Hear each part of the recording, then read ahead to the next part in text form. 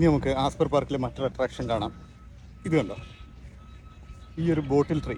ഈ വർഷങ്ങൾക്ക് മുമ്പ് ആസ്പർ പാർക്ക് നിർമ്മിക്കുന്ന സമയത്ത് തെക്കേ അമേരിക്കയിൽ നിന്ന് കൊണ്ടുവന്നതാണ് ഈ കാണുന്ന ബോട്ടിൽ ട്രീസ്. ഇവിടെ ഒരുപാടുണ്ട് കേട്ടോ. അപ്പോൾ നിങ്ങൾ ഇനിയിപ്പോൾ ആസ്പർ പാർക്കിൽ വന്നു കഴിഞ്ഞാൽ ഇവിടെ എന്തായാലും ബോട്ടിൽ ട്രീ കാണാനായിട്ട് മറക്കരുത്.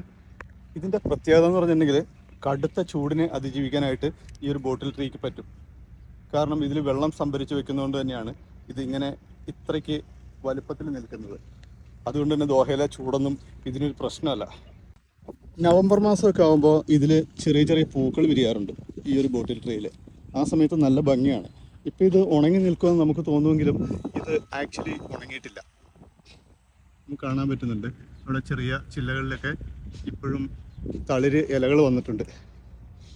ഇപ്പം എന്തായാലും ഞാനിവിടെ വന്ന സമയത്ത് ഈ ഒരു ട്രീ കാണുമ്പോൾ എന്തൊരു അത്ഭുതമായിരുന്നു അറിയോ. കാരണം നമ്മൾ ലൈഫിൽ ഇതുവരെ ഇങ്ങനത്തെ ഒരു മരം നമ്മൾ കണ്ടിട്ടില്ല. ഇവിടെ ആസ്പർ പാർക്കിൻ്റെ ആ ഒരു ഭാഗത്തേക്കൊക്കെ പോയി കഴിഞ്ഞാൽ ഒരുപാട് ഇതുപോലത്തെ ബോട്ടിൽ ട്രീസ് ഉണ്ട്. അപ്പോൾ എന്തായാലും ഇന്നത്തെ കാഴ്ചകളൊക്കെ ഇത്രേ ഉള്ളൂ. വീണ്ടും മറ്റൊരു പ്രഭാത നടത്തത്തിനായി ഞാൻ വരുന്നതായിരിക്കും. ആ സമയത്ത് നമുക്ക് കാണാം. Okay, by.